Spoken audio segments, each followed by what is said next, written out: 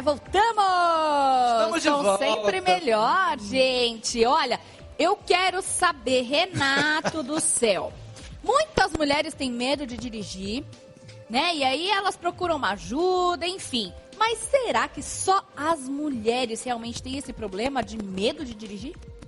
Eu tô meio na minha dúvida, porque dizem as línguas que Lá vem. mulheres, né? Mulheres constantes, como é que é? Mulher no volante. Mulheres no volante, perigo constante. É verdade isso, doutora Rosana? Jamais. Boa tarde. Tudo bom, Rosana? Boa tarde, Renato. Obrigada, Bárbara. Obrigada pela participação. Aliás, pelo convite, né? Eu quero já começar nessa frase terrível.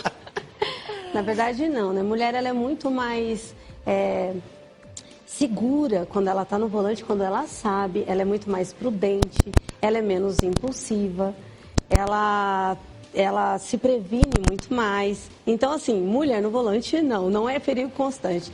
Pelo contrário, né? Inclusive, por isso que eu estou aqui, me formei instrutora já para habilitar quanto mais mulheres no trânsito, acredito eu, com a experiência que eu tenho, mais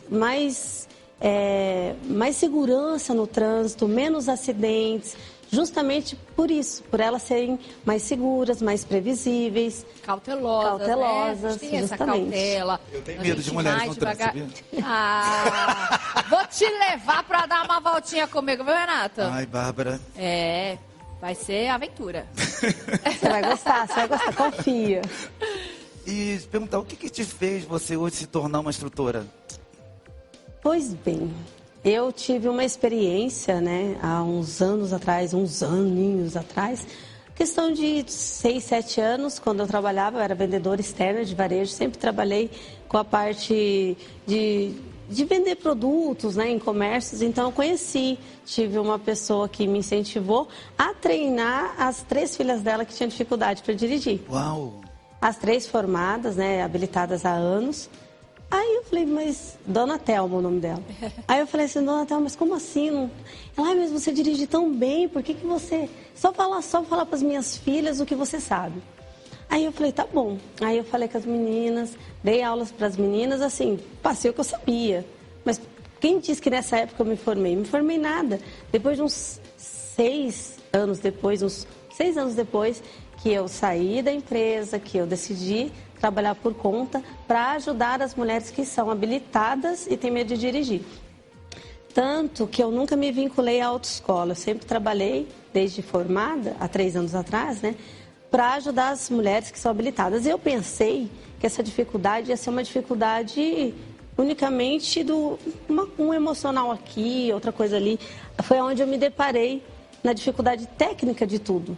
De não saber usar uma embreagem, não saber fazer uma curva correta, fazer uma curva errada, não saber virar um volante certo. Você acha que então é muito mais a questão técnica do que a questão emocional que pega na hora que a mulher se depara, ou o homem também, porque também existem homens que têm medo de dirigir. Claro, é uma minoria, tem aí uma porcentagem muito menor, mas você acha que não é então só a parte emocional? Influencia muito, só que a parte técnica, ela vem de um déficit de ensino, infelizmente. Falta muita informação hoje no processo de habilitação. Então, as pessoas que são formadas, né, que conseguem a CNH, conseguem ali o tempo, né, a forma qual eles instruem atualmente, falta muita informação voltada para o trânsito em si. É voltada mais para a prova, né? A prova, para você se habilitar ali. A prática ali, né? Não, a prova mesmo, a prova do Detran, que é aquela que vai passar o aluno. Não aquela prática, mas que vai passar o aluno. Sim. Por exemplo, assim, ó, você vai fazer as aulas práticas, mas essas aulas serão voltadas para você fazer, né, um percurso ali da prova, onde você vai fazer poucas coisas, não vai desenvolver marcha, você não aprende quase nada da parte prática. Né? Então no trânsito você pega uma subida, você pega... Vai subir no shopping, aquele caracolzinho assim que tem agora, aquele shopping, você a subida ali é o terror, né? Meu Deus do céu. Então assim, como falta muita informação e que eu me deparei com essas pessoas que precisam dessas informações, o que eu fiz? Eu comecei a treinar os alunos que são habilitados no carro deles. Eu não treino em carro de comando duplo, porque, como eu disse, né, eu sou cadastrada no Detran, porém, eu nunca me vinculei à autoescola. Depois de formada, comecei a dar aula para o aluno no carro do aluno. E ali eu comecei a perceber que, apesar de habilitadas, são pessoas que não sabem o mínimo do mínimo. Assim, então, quando saem no trânsito, se deparam em situações que, por não ter tido a informação, quando busca a informação Mas isso é sério mente... que você está falando, porque, Rosana, quando eu fiz a autoescola, Renata também, a minha instrutora não deixava eu colocar a terceira marcha, era só primeira, segunda. Quando eu saí, que eu terminei a autoescola, eu não sabia dirigir. Eu aprendi a dirigir na raça, pegando o carro e indo e chorando. Eu ficava num estado de nervo na hora que eu saía. Você não tem uma noção, Rosana do céu. Eu tenho. Menina do céu, olha, escorria assim, o suor ficava assim. Ele é 40 km por hora, né? E aí também 40 km por hora. Então como é que... Você não aprende eu te digo, não tem como, claro, eles levarem os alunos que estão aprendendo para o trânsito, porque muitos realmente têm uma dificuldade um pouco maior, às vezes é uma limitação na coordenação motora, precisa treinar um pouco mais, fazer mais aulas, mas o contexto maior não é nem esse, é que a pessoa, né, ela não tem informação de como posicionar uma mão no câmbio, ela não tem informação da amplitude certa de virar um volante, como que ela vira um volante, como que ela faz, como que ela volta, tanto e a que baliza, você vê... então, socorro! É complicado, Bárbara. Então, assim, são informações que eu tenho dificuldade relevantes. hoje até para estação. Você tem amigo da baliza? Até hoje. Eu sou boa na baliza. Eu sou boa na baliza. Eu tenho. Tá vendo só? Não, mas exemplo? depois de muitos anos também que eu tenho a treinada, tá, gente? Não, eu tenho dificuldade. Eu tenho. Eu confesso que eu tenho dificuldade. Olha, Bárbara, Renata, é onde eu digo. Se essas informações da baliza, as informações das técnicas fossem passadas, detalhadas dentro do processo prático, antes de levar o aluno para o carro para treinar, passado de uma forma teórica, para ele entender o que ele vai fazer no carro, essa dificuldade que você levou anos para aprender, você aprende facilmente. Eu ensino a baliza para uma aluna que está... Quantas aulas que eu preciso, Rosana, para perder o medo, aprender a baliza certinho? Principalmente a baliza, se a pessoa tiver dificuldade só na baliza, é questão de 5 minutos você aprende. É uma questão de... 5 minutos, que eu demorei passo a passo, 3 anos. Eu vou ligar hoje lá para aquela minha instrutora, vou estar a conversa séria com ela. Dá uma bronca nela. Não, brincadeira. Não é? Ai, meu Deus. Mas então, 5 minutos. 5 minutos. É claro, cada aluno tem, né, o seu tempo, mas precisa ser passadas essas informações. Vou dar um exemplo aqui. Vocês já viram, quando vão fazer uma curva, né, algum carro bater, vai virar, passou à frente do carro, bate a lateral do carro na parede, coisa do tipo, que é a traseira? Sim, Por que muito, né? isso acontece? E por uma única informação que poderia ter sido passada, as pessoas que não têm, batem por quê? Porque não é falado, por exemplo, dos eixos do carro, que o eixo da frente é móvel e o de trás é fixo. Então, basicamente, o carro separado na metade. Primeiro passa a metade do carro em qualquer coisa para depois virar. A pessoa, ela começou a entrar à frente, ela já quer virar. Então, obviamente, a traseira vai bater. Uma coisa simples, evitaria tantas batidas, por exemplo, na garagem da sua casa. Ou até de subir na guia na hora que vai fazer na guia, aquela nas curva. curvas, entendeu? Então, assim, Acontece. tudo isso é passado de forma teórica. Não sei se você está entendendo Sim, antes de você já colocar a pessoa no fogo, principalmente porque ela tem medo, você precisa desmistificar isso na cabeça dela. E ela só vai perder o medo se ela tiver segurança e se ela aprender primeiro, é isso? Exatamente, ela precisa ter o entendimento daquilo, porque o aprendizado, pessoal, nada mais é do que primeiro você vê, você ouve, logo entende, e só depois você pratica. E como que funciona o processo na autoescola? Você passa pela parte da legislação, que é o lado teórico.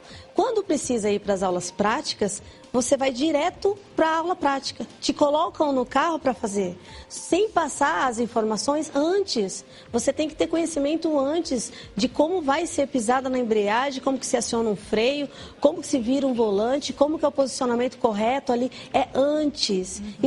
Logo entendeu isso, aí sim, o processo prático é o último. Aí a pessoa ela vai para o carro sabendo o que ela vai fazer.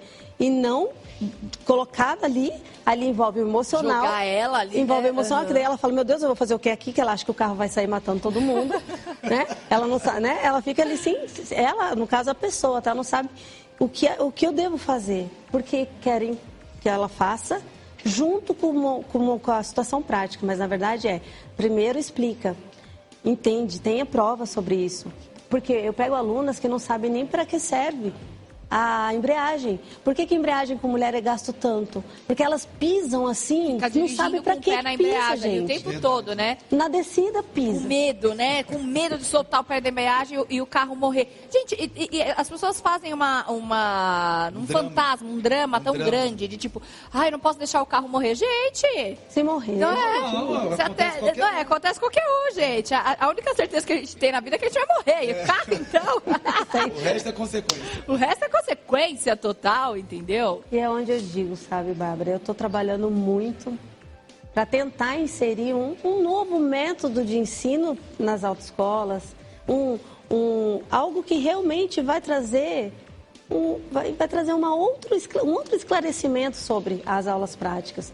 Porque você colocar uma pessoa num trânsito que não tem essas noções, que não tem essa compreensão, obviamente ela vai ficar traumatizada, ela não vai mais dirigir. E se ela for fazer... E o pior é que isso envolve tudo, até a vida dentro do relacionamento dela. Porque é uma briga com o marido, porque o marido pensa que ela é burra e não vai aprender. E por que ela não vai aprender? Por que ele pensa isso? E ela não consegue explicar isso para ele. Por quê? Ela acha que, como ele acha, aprendeu na autoescola, tem que saber. Mas o que ela aprendeu? Ela não sabe. Se colocar ali em uma situação e pergunta para uma pessoa habilitada, você que está em casa, que tem uma esposa habilitada ou tem alguém habilitado que não dirige, pergunta para essa pessoa, você aciona a embreagem por quê? Por que eu falo tanto da embreagem, que é o básico aqui? Pena que eu tenho pouco tempo, mas eu queria falar muito mais. Porque a embreagem é o que faz o carro entrar em movimento. Se a pessoa aciona ela de qualquer jeito, não sabe nem por que está pisando, como aluna, já peguei aluna traumatizada em descida. Não pegava descida nunca, não queria dirigir de jeito nenhum, porque ela tinha medo de descida. E por quê? Porque na descida... Isso que eu ia perguntar agora.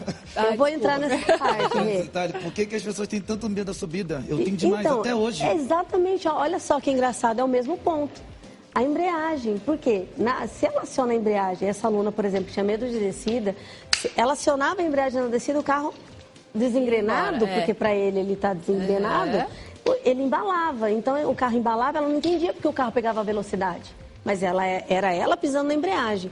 Aí vem a subida. Por que a pessoa tem tanto medo de subida? Porque quando ela chega na subida, ela não sabe que ela primeiro vai ter que ali achar o ponto, para depois ela simplesmente soltar o freio e acelerar e sair. Então ela não entende o processo de saída do carro com a embreagem. Então, infelizmente...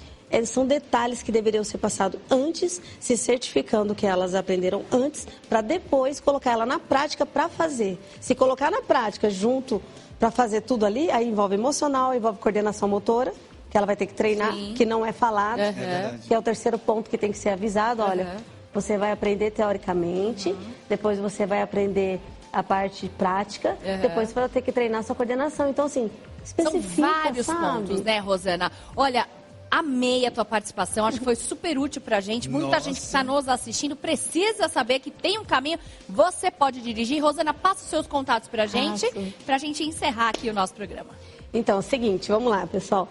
Em qualquer rede social, TikTok, Kawaii, Instagram, YouTube, Rosana Souza, instrutora, você me encontra.